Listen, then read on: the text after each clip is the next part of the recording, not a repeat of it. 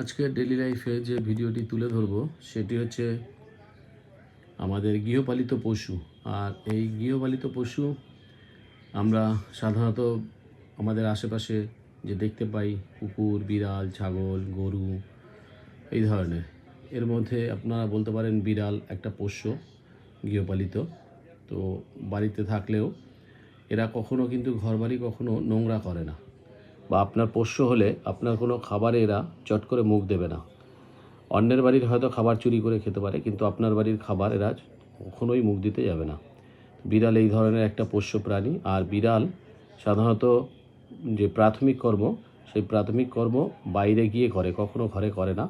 আর করার পরেই দেখুন পা দিয়ে এইভাবে সেটা পুরো ঢেকে দেয়। তার কারণ হচ্ছে কখনো যাতে কেউ সেটা না পারায় বা কিছু একটা এই ধরনের হবে হয়তো, মানে তাদের ভিতরেও একটা রীতি কিছু একটা আছে। বিড়াল সাধারণত পুষলে পরে আপনাদেরকে কখনো এই ধরনের সমস্যাগুলো পোহাতে হবে না যে বাড়িতে নোংরা করছে বা কিছু। বিড়াল বেশ আমাদের একটা দারুণ পোষ্য এবং আদরের। বেশ আমরা ধরে কোলে নিয়ে আদরও করতে পারি বিড়ালকে, কিন্তু বিড়াল কখনো আপনার সেই